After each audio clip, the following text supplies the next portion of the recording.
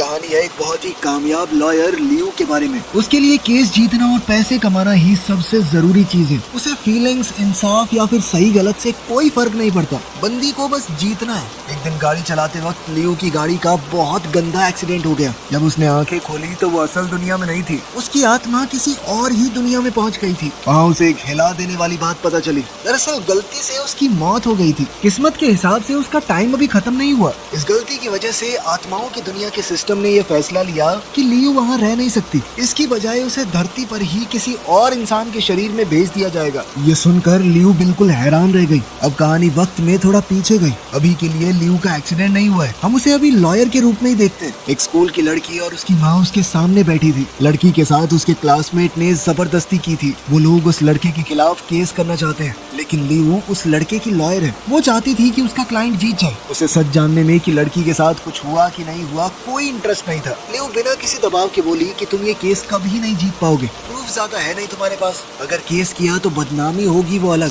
कोई लड़का मुंह नहीं लगाएगा तेरी लड़की को। और फिर अगर मेरे क्लाइंट ने तुम्हारे ऊपर मानहानि का दावा कर दिया तो तुम्हारे पास लड़ने को पैसे भी नहीं है। लड़की और उसकी माँ डर गई। उनके पास वैसे भी केस लड़ने को ज्यादा पैसे नहीं थे। वो ऑफिस छोड़कर चले गए और इंसाफ के लिए लड़ने का इरादा ही छोड़ दिया। लियो को पता है कि लड़का गलत है, फिर भी उसने उसे बचाया। उसके पास ना दया है ना प्यार, उसे बस पैसे कमाने हैं। उसकी कलीग ने उसे समझाने की कोशिश की कि तुमने गलत किया, तुम्हें पता था, उसके बावजूद तुमने लड़की को चोट पहुंचाई, तुम्हें उसका साथ नहीं देना चाहिए था। लियो ने कुछ नहीं बोला, बस बिना जवाब दिए चली गई। अपनी आगे की पढ़ाई के लिए जर्मनी जाने से पहले वो अपनी माँ की कब्र पर गई। उसने धीरे से कहा कि मैं जर्मनी पढ़ने जा रही हूँ, मैं आपको बहुत मिस करती हूँ, मेरे साथ रहना। उसकी बातों से समझ आया कि उसका अपने बाप से कुछ लेना देना नहीं है। उसके पिता ने कभी उसे अपनाया नहीं और कभी ज्यादा साथ भी नहीं दिया।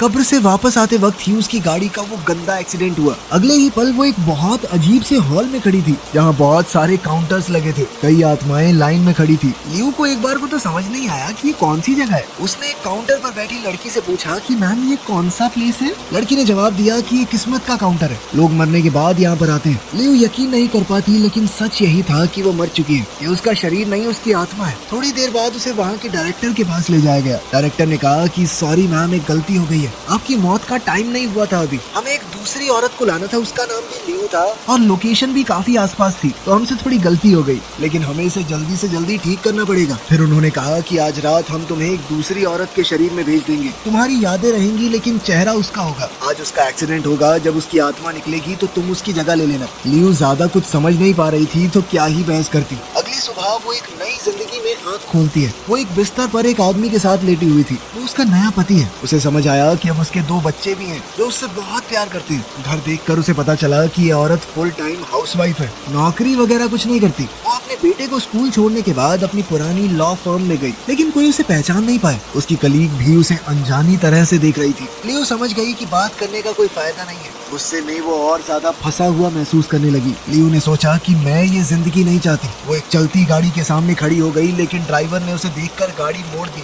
वो वहीं खड़ी रही, कंफ्यूज्ड और परेशान। जब वो वॉशरूम गई तो अचानक से आत्माओं की दुनिया का डायरेक्टर फिर से सामने आ गया। उसने कहा कि तुम्हें ये जिंदगी जीनी पड़ेगी, कोशिश करो एंजॉय करने की, वरना अच्छा नहीं होगा तुम्हारे साथ। लियो ने गुस्से में कहा कि तुमने मुझे एक ऐसी औरत के शरीर में भेज दिया जो काम नहीं करती, मेरी जिंदगी ही काम था। डायरेक्टर ने शांत होकर कहा कि क्या तुम्हें लगता है घर संभालना काम नहीं है? दुनिया का सबसे मुश्किल काम है एक परिवार को संभालना, तुम्हें 7 के 7 दिन काम करना पड़ेगा। डायरेक्टर से बात होने के बाद लियो को ना चाहते हुए भी इस जिंदगी को अपनाना पड़ा। वो ग्रोसरी स्टोर गई परिवार के लिए खाना खरीदने। उसने बहुत सारी चीजें उठाई जो उसे लगा कि जरूरी है। जब उसने काउंटर पर बिल देखा और बैंक बैलेंस चेक किया तो पैसे कम थे। उस पल में उसे समझ आया कि ये परिवार अमीर भी नहीं है, साला गरीबों की दुनिया में फेंक दिया मुझे। अब उसे सोच समझ कर खर्चा करना होगा। तभी फोन आया, उसका बेटा बस स्टॉप पर वेट कर रहा था। वो जल्दी से उसे लेने गई। बेटे ने एक अजीब नजर से उसे देखा। उसे महसूस होता है कि सामने वाली उसकी माँ नहीं है। लियो अब उसका डाउट समझ गई। वो बैठी और सच बताया। आत्माओं की दुनिया, वो गलती और शरीर बदलने की बात सब कुछ बता दिया उसने, लेकिन थोड़ा बहुत झूठ भी बोल दिया। कहा कि 7 दिन बाद तुम्हारी असली माँ वापस आ जाएगी,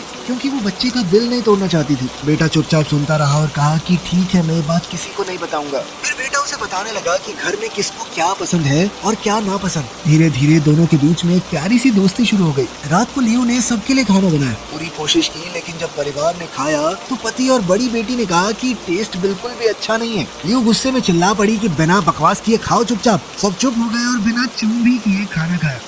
रात को बेडरूम में पति ने कहा कि उन्हें जल्दी ही एक पार्टी में जाना है। लियू खुश होकर बोली कि मैं पार्टी के लिए नई ड्रेस खरीदना चाहती हूँ। ये सुनकर पति हैरान हो गए क्योंकि उसकी पत्नी कभी भी अपने ऊपर पैसे खर्च नहीं करती थी। फिर भी उसने कहा कि ठीक है, एक ड्रेस ले लो। बाद में वो अपनी पत्नी के करीब आने की कोशिश करने लगा, लेकिन इससे लियू थोड़ी अनकंफर्टेबल हो गई। उसने बहाने बना दिए कि मुझे थोड़ा ठीक नहीं लग रहा, कहीं मेरी बीमारी आपको ना लग जाए। आखिर में वो लिविंग रूम में सोफे पर जाकर सो गई। अगली सुबह वो बेटी के साथ फिर से ग्रोसरी स्टोर पर गई। इस बार उसने सबकी पसंद की सब्जियां और चीजें खरीदी। रात को जब पति काम से घर आया, उसने देखा कि लियू ने सिर्फ अपनी ड्रेस नहीं बल्कि उसके लिए भी महंगे कपड़े खरीद लिए थे। प्राइस टैग देखकर उसकी आंखें खुल गई। उसे समझ नहीं आया कि उसकी पत्नी को हो क्या गया है। जो औरत हर पैसा बचाती थी वो बिना सोचे खर्च कर रही है। वो शांत होकर बोला कि हम ये पैसे बच्चों के फ्यूचर के लिए जोड़ रहे हैं। लेकिन लियू ने कहा कि अगर हम कभी एंजॉय ही ना करें तो पैसे कमाने का क्या फायदा। ये सुनकर पति उदास और परेशान हो गया। वो घर छोड़कर ऑफिस चला गया ओवर टाइम काम करने के लिए, ताकि जो एक्स्ट्रा पैसे खर्च हुए हैं वो दोबारा जोड़ सके। उसे घर से जाता देख लियू को गिल्ट और उदासी महसूस हुई। इसीलिए वो एक बार में गई और ड्रिंक ऑर्डर की। जब वो वहाँ बैठी हुई थी तब एक औरत उसके पास आई। वो दरअसल इस शरीर की पुरानी मालकिन को जानती है और उसने समझा कि लियू वही औरत है। वो उसके पास बैठ गई और बोली कि मुझे तुम्हारा परिवार बहुत बढ़िया लगता है। तुम और तुम्हारे हस्बैंड सब कुछ मिलकर संभालते हो। तुम सभी बहुत खूबसूरत हो। तुम्हारे परिवार को देखकर मुझे उम्मीद मिलती है। ये बातें लियू के दिल को छू गई। पहली बार उसे केस जीतने पर नहीं बल्कि एक प्यार भरे घर का हिस्सा होने पर गर्व महसूस हो रहा था। वो जब बाहर से निकली तो उसके अंदर एक नया एहसास था। घर जाते वक्त उसने अपनी बेटी को एक लड़के के साथ देखा। दोनों किस करने ही वाले थे, लेकिन लियू तुरंत बीच में आ गई। बेटी डर गई, लेकिन लियू चिल्लाई नहीं। उसने प्यार से बात की। उसने कहा कि बॉयफ्रेंड होना गलत नहीं है, लेकिन इस उम्र में ऐसी चीजें नहीं करनी। अभी पढ़ाई ज्यादा जरूरी है। और तुमने मुझे अपने बॉयफ्रेंड के बारे में बताया क्यों नहीं? बेटी ने सोचा था कि गुस्सा और सजा मिलेगी, लेकिन उसे समझ और प्यार मिला। उसकी आंखें नम हो गई। उसने कहा कि आज से मैं आपको सब कुछ बताऊंगी। धीरे धीरे हर बीतते दिन के साथ लियू का दिल भी बदलने लगा। वो अपने बच्चों के और करीब आने लगी। उस रात आत्माओं की दुनिया का डायरेक्टर फिर से आया। उसने मुस्कुराकर कहा, तो अब कैसा लग रहा है? क्या अब भी तुम अपनी जिंदगी से नफरत करती हो? लियू ने गहरी सांस ली और सच बोला, ये जिंदगी उतनी भी बुरी नहीं है जितनी मैंने सोची थी। घर संभालना बेकार नहीं है, ये एक बहुत जरूरी चीज है और लोग जितना आसान समझते हैं उतना आसान तो बिल्कुल भी नहीं है। ये सुनते ही डायरेक्टर गायब हो गया। लियू चुपचाप बैठी और टीवी पर अपनी शादी का वीडियो देखा। उसने देखा कि उसका पति मुस्कुरा रहा था, हंस रहा था, अपनी पत्नी को प्यार से देख रहा था। उसने अपनी आंखों से वो सारे वादे देखे जो उन्होंने एक दूसरे से किए थे। वीडियो देखते देखते उसके अंदर एक नया एहसास पैदा हुआ। अपनी जिंदगी में पहली बार उसे प्यार चाहिए था। उसे एक सच्ची शादी चाहिए, सिर्फ नाम का रिश्ता नहीं। वीडियो देखते देखते वो सोफे पर सो गई। थोड़ी देर बाद उसका पति काम से घर आया। उसने उसे प्यार से उठाया और बिस्तर पर लेटा दिया। अगली सुबह लियू ने आंखें खोली तो देखा कि उसके पास एक नई सुंदर ड्रेस रखी हुई है। उसका पति उसके लिए खास खरीद कर लाया था। जब उसने ड्रेस पहनी और मिरर में देखा तो वो मुस्कुरा दी। इसीलिए नहीं कि वो सुंदर लग रही थी, बल्कि इसलिए क्योंकि किसी ने उसकी परवाह की। शाम को वो अपने हस्बैंड के साथ पार्टी में गई। वहाँ उसे एक सच पता चला जो उसे पहले नहीं पता था। उसका पति बहुत ईमानदार आदमी है। वो चाहे तो 2 नंबर के पैसे कमा सकता है, लेकिन उसने किसी भी इलीगल काम का हिस्सा बनने से मना कर दिया। इसी ईमानदारी की वजह से उसे कभी प्रमोशन नहीं मिला। उसका बॉस चाहता था कि वो करप्शन में मदद करे, लेकिन उसका पति हमेशा मना करता रहा। ये सुनकर लियू को उस पर गर्व हुआ। उसने उसे हिम्मत दी और कहा कि अगर कुछ गलत है तो बोलो, अपना सच बोलो, कभी भी चुप मत रहना। वो उसे उसके बॉस और कलीग्स के सामने ले गई, लेकिन बॉस ने ढंग से बात नहीं की। सबके सामने उसने लियू की बेइज्जती की। अपनी पत्नी को बेइज्जत होता देखकर उसका पति शांत नहीं रह पाया। सालों का दबा हुआ गुस्सा और दर्द बाहर आ गया। उसने जोर जोर से साफ शब्दों में सबके सामने बोल दिया, अबे चुप हो जा, 2 नंबर की कमाई खाता है तू, नीच कहीं के। सबने सच सुन लिया। बॉस शर्मिंदा और गुस्से में पार्टी छोड़कर चला गया। पहली बार लियू के पति को हल्का महसूस हुआ। अब वो अच्छा महसूस कर रहा था और उसे पता था कि ये हिम्मत लियू से मिली है। इस घटना के बाद दोनों ने साथ में कुछ अच्छा वक्त बिताया। उन्होंने सैर की, हंसे और रात को एक असली कपल की तरह एंजॉय किया। बाद में जब वो घर लौटकर अपने कमरे में गए, अचानक बेटी के कमरे से रोने की आवाज आई। दोनों भागकर वहां गए और देखा कि बेटी के चेहरे पर चोट का निशान है। लियू ने अपने पति से कहा कि आप बाहर जाइए, मैं अकेले में बात करूंगी। जैसे ही वो बाहर गया, बेटी जोर से रो पड़ी। उसने सच बोला कि मेरे बॉयफ्रेंड ने मुझे जबरदस्ती पकड़ने की कोशिश की। जब मैंने मना किया तो उसने मुझे मारा। लेकिन उसके पति ने भी सब कुछ सुन लिया। उसका दिल टूट गया और गुस्से से भर गया। वो चुपचाप घर से निकल गया। उसी रात वो लड़के के घर गया और उसे बहुत मारा। अगले दिन लड़के की फैमिली ने पुलिस कंप्लेंट की, जिसके बाद लियू और उसके पति को पुलिस स्टेशन जाना पड़ा। वहाँ पर लड़का अपने परिवार और एक महंगे लॉयर के साथ बैठा है। ये बिल्कुल वही सिचुएशन है जो लियू ने अपनी पिछली जिंदगी में बनाई थी, जहाँ वो गलत लोगों को बचाती थी और सीधे लोगों को डराती थी। अचानक उसके दिमाग में ये सारी चीजें घूमने लगी, उसकी सभी पुरानी गलतियां, पैसों की नाजायज भूख। वो वॉशरूम में गई और पूरी तरह टूट गई।